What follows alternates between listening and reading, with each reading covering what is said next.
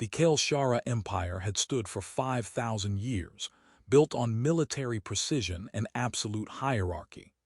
Queen Tala'ris the Seventh inherited a realm where tradition dictated every decision, bloodlines justified every action. Then the breach changed everything. A dimensional tear vomiting forth creatures that consumed matter indiscriminately, that adapted to every weapon, that spread like plague. The Kael'shara controlled Meridian Gate, the strategic chokepoint. If it fell, the entire sector would be exposed. Queen Tala'ris knew her forces alone couldn't hold. Intelligence gave them 3 weeks before overwhelming numbers crushed even Kael'shara military prowess. She requested help from neighboring powers. Most species sent token forces or diplomatic well-wishes. The humans sent one ship, the destroyer Defiant, and its captain, Commander Jason Blake. Tala'ris met Blake during the Emergency War Council, and her first impression was disappointment. He was unremarkable by Kael'shara standards. No natural weapons, no obvious enhancements, his species' military tradition barely 3 centuries old. "This is what humanity offers," she asked bluntly, "one ship, one commander." Blake met her multifaceted eyes without flinching. "Your Majesty, I'm not here representing humanity's full strength. I'm here because someone needs to hold Meridian Gate, and we're what you've got. So let's figure out how to make that enough."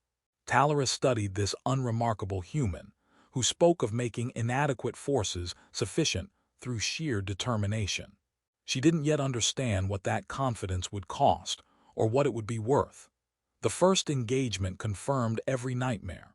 Breach entities emerged in waves, shapeless horrors that phased through shields, that adapted faster than tactics could adjust. Kael'shara forces fought with discipline, but discipline meant nothing when enemies learned from every attack. The Defiant operated at the battle's edge. Tala'ris monitored Blake's decisions with growing confusion. He didn't fight like Kael'shara warriors, didn't rely on overwhelming force or predetermined formations. Instead, he adapted constantly. "Target emergence points, not the entities themselves," Blake ordered during chaos. "They're coming through dimensional weak spots. Disrupt those and they lose coherence." It worked, not perfectly, but better than anything Kael'shara tacticians attempted. But it wasn't enough. The breach widened daily. 3 days into the siege, Tala'ris summoned Blake privately. "Your tactics are unconventional. You sacrifice established doctrine for improvisation." "Established doctrine works against known threats," Blake replied. "These things don't follow rules we know, so we make up new rules as we go." Tala'ris's long ears flattened, deep frustration. "My people have fought for 5,000 years using proven methods. Now you suggest abandoning them for improvisation. I'm suggesting your methods work brilliantly against conventional enemies, but we're fighting something that treats physics as suggestions. That requires different thinking." The conversation was interrupted by alarm, another massive wave. The defensive perimeter collapsed in 3 locations. Blake requested permission to lead rescue teams personally to evacuate trapped Kael'shara forces. "That's suicide," Tala'ris stated flatly. "Those positions are overrun. You'll die retrieving corpses." "With respect, Your Majesty, I won't know if they're corpses until I check. And I didn't come here to watch people die, because the mission got hard." Against military judgment, she authorized it, partially from curiosity, partially because something in Blake's certainty made her want to believe impossible rescues were possible. Blake led the mission personally through hell itself. They found 37 Kael'shara soldiers trapped, wounded, surrounded. The extraction was brutal, desperate creativity using jury-rigged weapons and environmental hazards. They lost 2 humans. They saved all 37 Kael'shara. When shuttles returned, Tala'ris waited in the landing bay. She watched Blake help wounded soldiers to medical, his armor scored, exhaustion obvious. "You risked 8 humans to save 37 of my people," she said. "The mathematics are unfavorable." "Mathematics don't fight battles, Your Majesty. People do. And those 37 will fight better knowing someone came back for them." Over the following week, the pattern repeated. Situations Kael'shara Doctrine would accept as lost causes, Blake treated as problems requiring creative solutions. His reputation spread.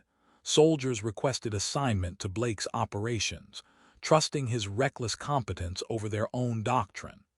The crisis point came when intelligence revealed the breach would reach critical mass within 48 hours. Tala'ris convened emergency council. Her admirals recommended strategic withdrawal, the rational choice supported by 5,000 years of tradition. Blake disagreed. We can collapse the breach. A concentrated antimatter strike at the dimensional weak point will destabilize the tier. The admirals tore it apart. The strike required flying through the breach's heaviest concentration. No ship could survive. Then we make a ship that can, Blake said. Strip the Defiant of everything except engines, shields, and the warhead. Give me skeleton crew and 12 hours. We'll collapse that breach or die trying. This is suicide, an admiral stated. This is necessity, Blake corrected. Your Majesty, you can evacuate and lose Meridian Gate or let me try something desperate. Tala'ris studied this human who spoke of suicide runs like reasonable tactics. She thought about 37 soldiers who lived because Blake refused to accept their inevitable death. She made a decision that shocked her admirals. Commander Blake, I'm giving you command of my fleet. The silence was absolute. Your Majesty, he's not Kael'shara, an admiral protested. He has something more valuable, Tala'ris interrupted. Courage that inspires my people to follow him into impossible situations. Creativity that solves problems our doctrine cannot address. She turned to Blake. You will command my fleet in the assault. My people will follow your orders as they would mine. I will be at your side.